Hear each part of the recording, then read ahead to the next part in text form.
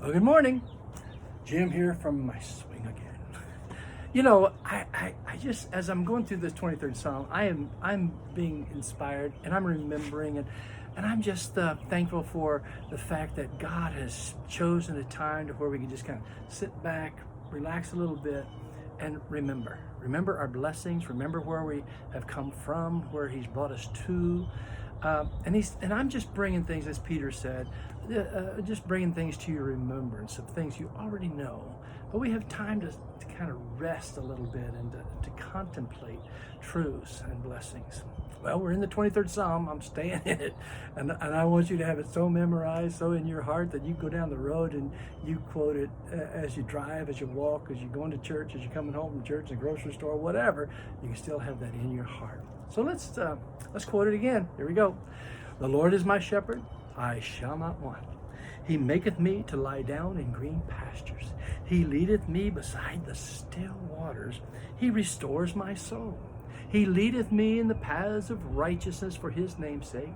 Yea, though I walk through the valley of the shadow of death, I will fear no evil, for thou art with me. Thy rod and thy staff, they comfort me.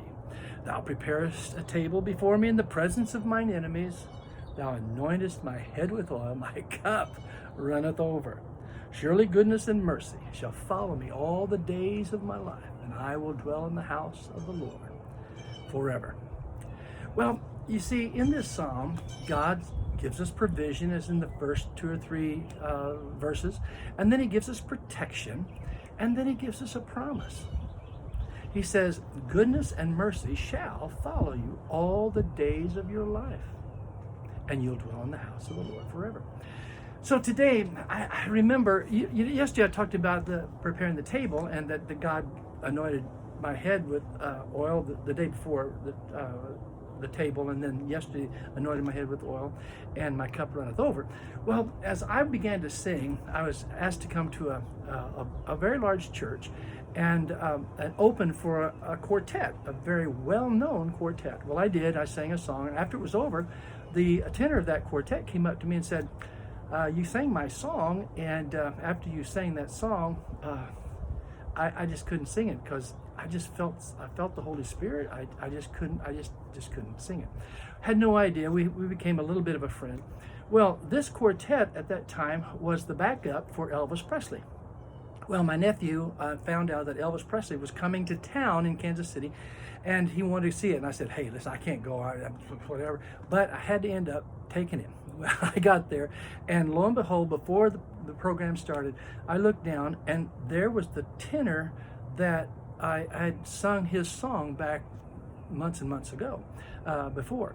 And he looked up, and I was kind of on the side there, and I stood up to say hi to him, and he recognized me, and he said, hey, I want to talk to you. And I said, really? He said, can I come and can we get together tomorrow? Well, we're still in town tomorrow. That was on a evening. And I said, sure, I'll get together with you and we'll talk. I'd love to. Well, we got together the next morning, and there we was in this big fancy hotel, and Elvis was upstairs and in the floor above, and then they were down there, so we were down in the cafe talking. Well, he began to ask me questions about how I sang. He said, I've been following what you were doing, and you're a soloist, and you have a special way of doing things.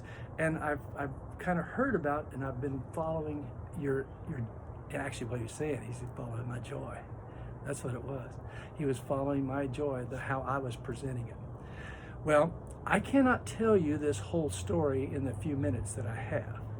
But I want you to stay tuned to tomorrow, because I'm going to tell you about what happened when I met the tenor of the quartet that backed up Elvis Presley. Okay, you'll be here tomorrow? Okay, I got it for you. Father, I just pray your Holy Spirit would just keep our hearts in tune as we listen to an illustration of how mercy and goodness follow us all the days of our life. In Christ's name, amen. See you tomorrow.